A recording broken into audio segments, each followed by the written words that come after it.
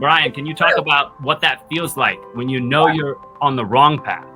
When you know you need to make a decision to change the path, not give up, but you know intuitively it's not right for you. Yes, and that's good. Your wife, Paula, taught us what she learned at Esalen a couple of months ago, and it is basically trust your heart. And how do you trust your heart? You go and sit quietly somewhere and sit for 30 minutes, and your heart will tell you what to do in any part of your life.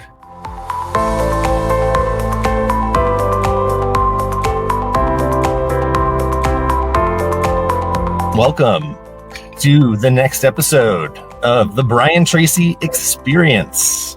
We're here joined by my brother, David Tracy, and my sister, Christina Tracy Stein, and of course, the Brian Tracy himself. The theme of this episode is decisions. We all make decisions every day, affect the trajectory of our lives. They're little pivot points pointing us in different directions. Every one of us has made pivotal decisions in your life that have changed the trajectory and your future. So, Dad, for one of the biggest decisions that you made that changed the trajectory of your career or of your life? There's been two or three. One is goals, and the other is making a decision to become wealthy. And I've mentioned this before, but started off 15, 16, I read about millionaires. And at that time, $1 million would be 10 million today. But I wanted to be a millionaire, and I read about them, and I studied them, and I looked up to them. And I realized, I still remember, I was shocked. I was 31 years old. I was walking in the street in a cold winter. And I realized that I'd always wanted to be wealthy, but I had never made a decision to become wealthy. And as I walked along, I made a decision that by gum, I'm going to become a millionaire in the years ahead. And then I said, now how would I organize myself if I was becoming a millionaire? And I quickly came up with 7 things to do every day, all day in some cases. I set a goal to be a millionaire in 10 years, and I was a millionaire in 5. Amazing thing. And what I learned later is that when you set a goal to become wealthy and you program a specific number into your brain, the subconscious and superconscious minds work, and the law of attraction works, and you start to have all kinds of opportunities to achieve the goal. But unless you make a decision and write it down and make a plan and work on it every day, nothing happens. But in terms of financial, if you want to be successful, make a decision, set a goal, write it down. So we've talked about some big decisions, Dad. What about little decisions, like daily decisions? Well, the most important decisions you make, little ones, are about your health. Is you make the number one motto of health is just say no. Just say no to anything that is not a good health habit. My daughter, Catherine, is an expert on this type of medicine, and she's always giving me advice on what not to eat. Don't eat this and don't eat that, and so on. There's a little poem that we used to say in politics where taxpayers say, don't tax him, don't tax me, tax the man behind the tree. I have a question on the topic of writing it down. Why is this thing so important? Can you talk about the difference between actually writing something down and just punching it in your notes on your app on your phone? What's the difference in terms of how your brain acknowledges it? Well, they've done some exhaustive studies at universities, and they tracked people who wrote their notes by hand and others who just typed them. They found that the people who wrote their notes by hand remember 2 or 3 times as much in immediate tests after the class, but also they got much higher grades when they wrote the exam. He said there's something different about handwriting a note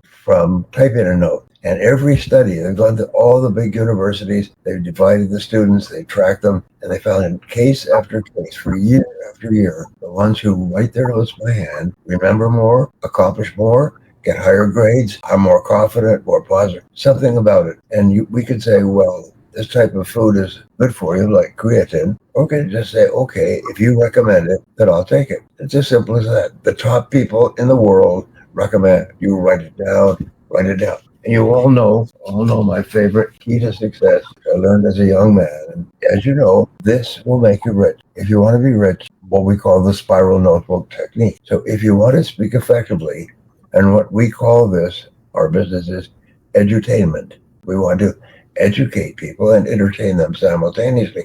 But what we found is that if you give them a fact and combine it with a story, an example, a quotation, something else, it comes alive. And people will forget your piece of advice, but 5 years from now, they'll remember the story. And so it's left brain, right brain, left brain, right brain. When you talk to somebody and you explain a fact, especially if you're in sales or business, people can't buy a product because your facts are good. They buy a product because it connects with them emotionally at a gut level. So your job is to establish a high quality relationship of trust and talk about the product and the application. And building a story around your company or your product so that people can relate to it in the sense that they feel like they're part of the narrative. Yeah. Whereas if they buy your product or service, they feel like now they're a character sharing kind of the same stage, confronting the same challenge. We are in the business of helping other people to achieve their personal and financial goals. That's what we do. That's what a good speaker, teacher, trainer, author does, is we look for ways to give ideas that you can use immediately to improve the quality and quantity of your results. Christina or David, do you want to talk about a big decision, like one of a pivotal decision that you made that you feel really changed the trajectory of your life? I can think when I was living in Las Vegas and I was building a real estate business, and I was probably 3 years in, and I was just starting to get some momentum and had some repeat clients and sort of finding a groove. I remember when Dad reached out to me and said, I have some trips coming up. I'm going to be traveling. I'm going to be gone for a couple of weeks out of the month, and I want you to come with me. And I sort of was at a crossroads because I knew that my real estate business would slow down, and that would affect my life negatively in one way. But I saw traveling with Dad as just a once in a lifetime opportunity to learn so much that I could then put back into it later on. And so I said yes. And, we hit the road for 9 months here and there, all over Europe, all over Russia, Poland, everywhere, felt like. And it was one of the best times of my life, because I got to spend good quality time with Dad and make these great relationships with people that I would have never met before. And, it's come back tenfold in my life. I mean, you can always start over in something like real estate, but you don't always get another opportunity to travel around the world with Brian Tracy. So that was definitely a huge decision in my life. And I would say I made the right choice. For me, a big decision that I made was I grew up always wanting to be a pediatrician. I don't know if you remember that, Dad. I was going to go to college and be a pediatrician. And I was very passionate about the connection between the mind and the body. So I went to undergrad and I double majored in psychology and pre-med. And then I remember getting to my first organic chemistry final. And I had spent hours creating an outline for this test because it's a very important test in pre-med. And I sat down next to this girl and I was so proud of my 40-page outline. And I looked over and she had this 100-page typed with flow charts. I mean, it was the most incredible outline for the test. And I thought to myself in that moment, if it's this competitive at this point, freshman year of undergraduate school, as a woman, I'm going to have to maintain this kind of intensity to get into the good med school, to get the right residency, to get a practice. And in that moment, and I wanted this my whole life from the time I was 5 or 6, I decided it was if I keep this path, I will never get to be the kind of mother that I want to be to my children, because I will always have to be working at 110% in my practice. And I decided to drop pre-med and I focused on psychology. And actually, which I'm super excited about because it gave me so much more authority in my life and I got to make my own schedule. And fortunately, as I was building my practice, I could make my hours. So I got to be the kind of mom that I wanted to be and work. That was a very big decision to end decades of where I wanted to go. That's the path, right? You have to try something to realize that you don't like it or it doesn't serve you. And then you have to try something else.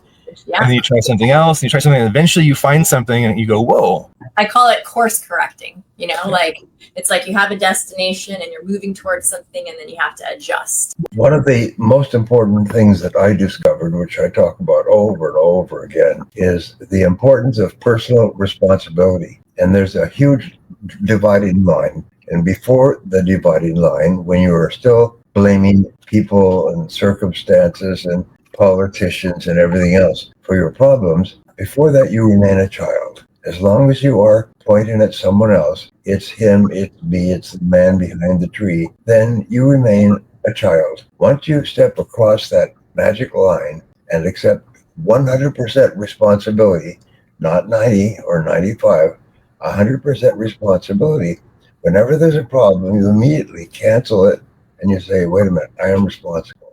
I may not be responsible for what happened, but I'm responsible for what I do about it from this step forward.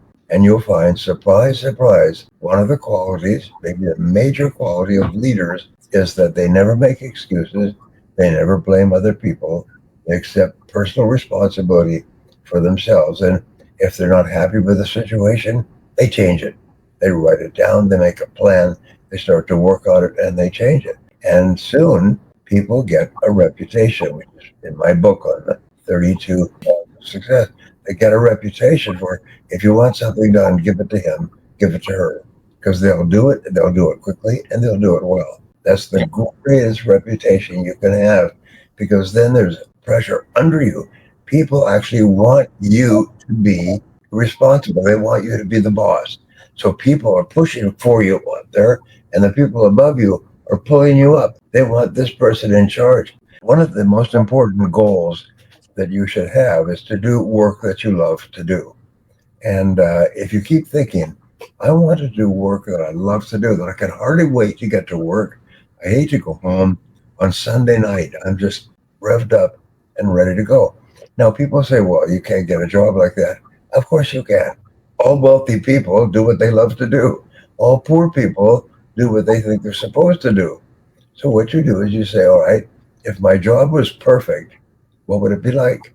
And you get yourself a yellow pad. Yellow pads will make you rich. Write it down. Write it down.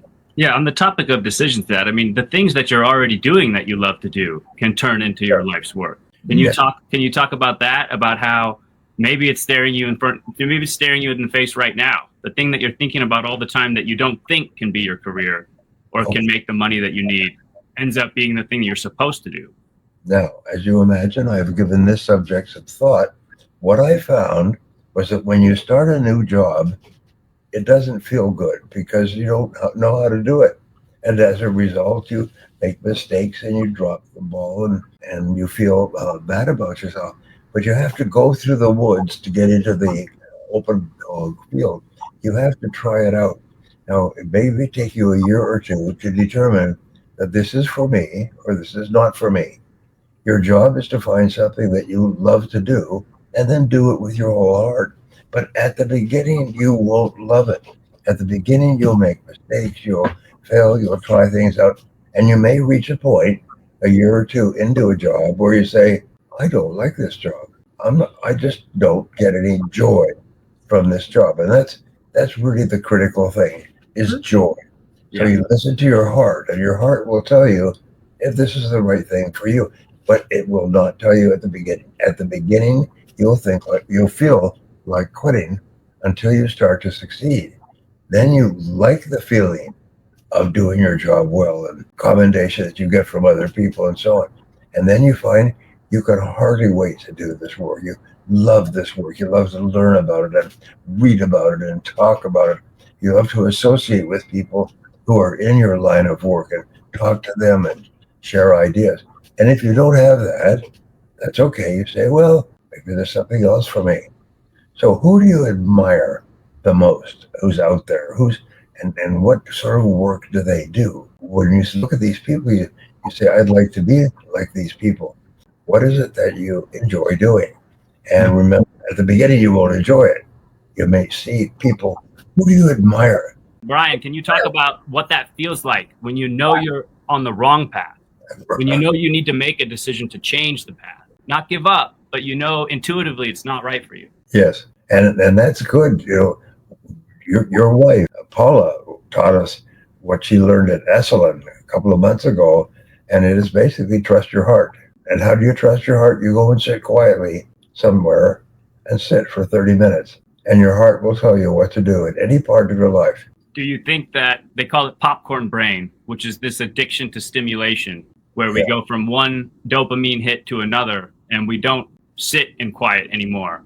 Do you have advice on how to reclaim that silence? Well, I have read and talked to so many successful people, And almost all of them meditate every day.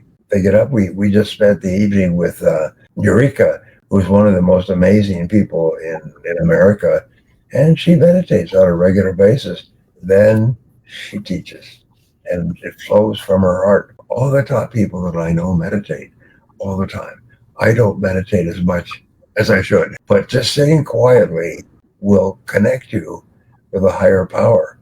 And many people have solved the biggest problems of their lives just by sitting quietly. So as I say to everybody, give it a try quietly for 30 minutes and don't read, don't listen to music, don't smoke, don't drink, don't do anything. Just sit there quietly for 30 minutes and see what happens. It's the same thing with your brain. I'm sorry, you flush your body. With your brain, when you use your brain, you actually supercharge your brain with extra blood, and it makes you smarter. It activates more cells. Recent study says that the average person has about 10 million cells, or 10 million or 100 million, each of them connected to another 10 or 100 million cells, which means that the average person has more brain cells and more thoughts possible than all the molecules in the known universe. In other words, your brain is so incredible, but it's like a muscle. If you don't move the muscle, if you don't strain the muscle, it just becomes soft. And use your mental muscles, that makes you happy as well. People who don't study are no better than, people who don't read, they say, are no better than those who don't read. And think about that. Thinking about, you'll find that there's an enormous number of people, probably close to 80% of the population, that doesn't read. And as a result, the brain becomes weak. It becomes flaccid. It becomes soft. It's no longer strong. So that's why we recommend read in your field 1 hour per day. Get up in the morning, get your day organized, then read for 1 hour. 1 hour per day will be a book a week. One book a week will be 50 books a year. That will be the equivalent of full-time university attendance. But the difference between what you read when you're an adult and what you read at school is that you select what you're going to read. And if it's not helpful, you put it aside, get something else. And so you are learning stuff 10 times more valuable than school theory. That's a great daily decision. So let's go back to one of the big decisions that you made. It probably had the most effect on our lives as your children. Is you decided that you were going to move to the United States of America and specifically to San Diego. I've read now that 95% of the people that will influence your children are not you. So you only have 5% of the influence over your children. The rest is their teachers, their peers, parents of their peers, their community. So where you live it affects you, it affects your children, which is us, but it also affects our children. My greatest concern, my great value is freedom. And freedom requires opportunity and possibility. Yeah. And so we picked a place that has the best weather in the English-speaking world, San Diego, 300 days a year of clear sky, connected with every airline, every country and city in the world within 2 flights. And of course, I was speaking at that time, so I wanted to be within 30 minutes of an international airport, which we are, and we always have been. So it was a very well-reasoned thought. We visited several other cities, look at them, and finally settled on San Diego. But also in San Diego, you're going to meet really interesting people. You're going to get really good education. You're going to be able to travel yourselves. I mean, you guys have been in an average of 30 or 40 countries by yourselves. So you just get on a plane and travel. So what I wanted for you, what we wanted for you is opportunity. We want the opportunity to travel and see the world. And many people, do you know that like 60 or 70% of Americans do not have a passport? They never travel, never go beyond their local cities. Some have never traveled at all. And but you guys, from the time you were awake, you were traveling. We were going somewhere to do something. So traveling is as natural to you as breathing. If someone said, well, we need you to go to Shanghai for 2 weeks to develop this business opportunity. 2 questions. What do you do when you feel lost? And how do you stop comparing yourself to other people? Well, it's interesting. I was looking and I actually have bought Mel Robbins' best-selling book. Just let them. And it's amazing. There's several books on this subject, and all the books are saying, stop worrying about what other people think about you. And there's a wonderful line that says, don't worry about what other people think about you, because people don't think about you very much at all. You know, we talked before about how every person has a special brain element back here called a give a shitter. What happens is successful people turn it off. People say, somebody said this or that about you. You said, oh, quite honestly, I don't give a shit. There's a one-liner where somebody says something about something, and you say, excuse me, you're mixing me up with somebody who gives a shit. There's that Dr. Seuss quote. It's those who mind don't matter, and those who matter don't mind. Yes. What are the top 3 skills you believe everyone should master to be successful in today's world? Number one is your ability to persuade or influence others.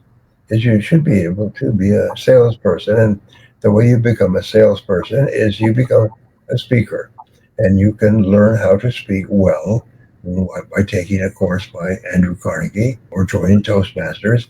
These are all set up to help you develop confidence and competence in standing on your feet, and we will save you years of hard work in achieving the same level of speaking competence and also confidence as you stand up from that point onward. And if somebody offers you an opportunity to speak, it's interesting, if you take a course in speaking, especially ours, somebody's going to call you up and say, could you speak on this subject for our group or something? And they may not pay you initially, but the very fact that you are a student of speaking will create a force field of energy that draws opportunities into your life. It's the most amazing darn thing. What would you say are the other 2? Goal setting is Goal your setting. your ability to write, set, and achieve goals is the life changer. Every person who comes, and the people come from all over the world, they pay me $5,000 or $10,000 or $15,000 just to come to San Diego to sort of hang in an organized fashion with me for 3 days. They pay thousands and thousands, and I always ask them, how can you justify the cost of coming here? They said, what is it about my materials that was helpful? And they all smile, they beam like a Cheshire cat, and they say, it was the goals. It was how to write down your goals. Because when I started writing my goals, I told you guys last time about this wonderful woman who came to visit me from Ukraine. And she said that when she started reading and setting goals every day, she was earning $500 a month. But she read my book on goals and she realized this is life-changing. So she began to write down her 10 goals in a spiral notebook. And in 3 years, her income had gone from $500 to $500,000 a month. From a housewife with 2 children at home to the most successful podcaster in Ukraine, in the Ukrainian language, and also in interpretation. Write it down. Persuasion, goal setting. What's Right. number 3? Continuous learning. Dedicate yourself to growing, learning, and taking in new information associated with intelligent people, and ask them questions.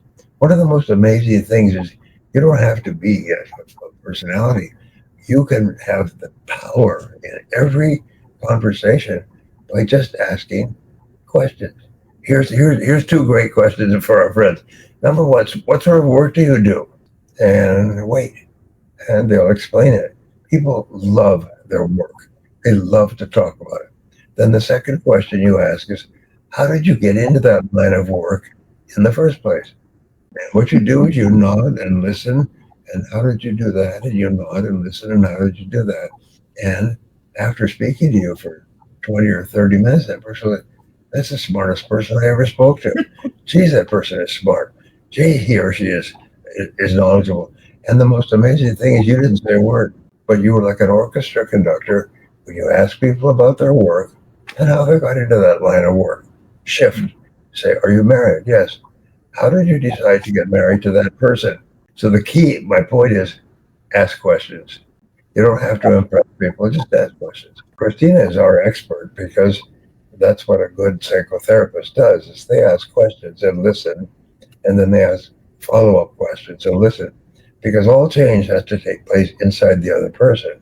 Yeah. And the change will take place when they begin to think differently about their situation, and then they do something different. What would be your technique for asking good questions? Well, I think that there's two things about asking good questions. I think that it's really important to be curious, right? Like when we talk to people, a lot of times I think we talk to people from our experience and our perspective. So we hear another person say something and we assume we know what that means. And so we sort of add to what they're saying. But in reality, we all make different meaning out of things. So like happy means something different to me than it might mean to someone else. So if somebody says I'm happy and I think, oh, I know what happy means. Oh, okay, yeah, I'm happy too. It's better to be curious about what happy means to them. Like what makes you happy? What is it like to be happy? Because then you actually get to know the authentic version of a person versus assigning your own values to them. I think the most important thing in any conversation is curiosity. Never to make assumptions, be curious. And when things don't feel good, right? Because we have these conversations all the time. If somebody says something that doesn't sit right with you, assume that they are coming with the best intentions, that they didn't say something to offend you or hurt you, that it just maybe it was misrepresented or the tone was off or whatever, because the goal is to stay connected in conversation. And just so curiosity and acceptance are hugely valuable with questions. My favorite question from you, Dad, that I use all the time is, how do you mean? Yeah, because clarity, right? I mean, sometimes you make that assumption and then you've created a whole story about that person in your head when you could just ask a question. Dale Carnegie sort of dominated the world of personal success, Dale Carnegie and Napoleon Hill. And he starts off by saying the most important thing is for people to feel appreciated, feel valuable and appreciated. And when you ask them a question and listen closely to the answer, they feel valuable and appreciated. Not only that, they like you more because you are making them feel more valuable just by asking your question and listening and nodding and then prodding exactly what you said. How do you mean exactly? Or how do you mean? Or how did you decide that? Which one book do you recommend that everyone must read to be successful? Maximum Achievement. This is my favorite book of yours, Dad. This one changed my life. Mine too, David. Yeah, well, they're very practical. And so what we do is we say people need to continually read and learn new things. My friend Charlie Jones, remember his quote? You will be in 5 years the person you are today, except for the people you meet and the books you read. This famous quote. Charlie Jones was a dear friend of ours. Wonderful man. Well, I think too, Dad, one of the things that's really important about continuous learning and reading is that, going back to dopamine and popcorn brain, right? It's like whenever you learn something new, it's novelty. It gives you like a hit of excitement, and then you get motivated to learn more and to do more. It like makes you see the world a little bit differently because you have a new idea to apply to your life, to your relationships, to whatever it is you're doing.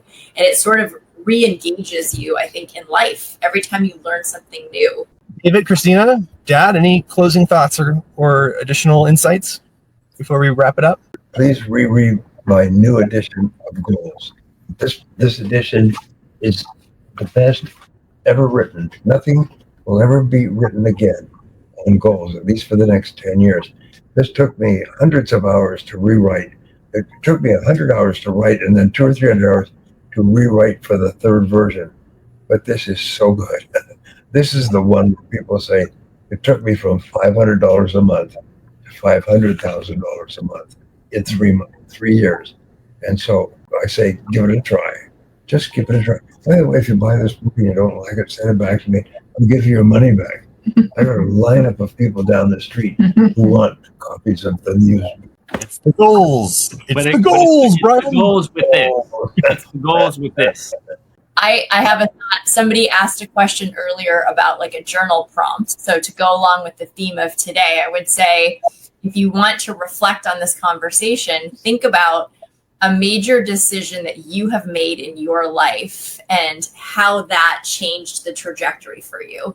You know, like David and I talked about, we talked about traveling with our dad, and I talked about shifting my major in school. But like, what is a decision you've made that changed your life in some way when you reflect back on it? And think about, maybe there's a big decision and maybe there's little decisions that you can think of just to kind of go back and do an audit of your life and your choices. Yes. And, you will be in 5 years who you are because of the decisions that you'll make today and in the months and years ahead. And the people, that's right, the people you meet, because, one of the things that I do, and I'll pass this on, is I always ask people that I respect, like everybody here, is what one book would you recommend that I read based on your experience? And everybody has a book. Whatever recommendation I get, I turn to Apple and I immediately order that book. I may not be able to read it in 5 minutes, but by gum, when I'm ready to read it, I want to have it at my hands, at my fingertips. All right. And with that, go get your copy of Goals and we'll discuss it on our next episode. That is a wrap. Wonderful to see everyone. Thank you, David and Christina. Thank you, Dad. Good. It's been another awesome episode, and we will see you next time.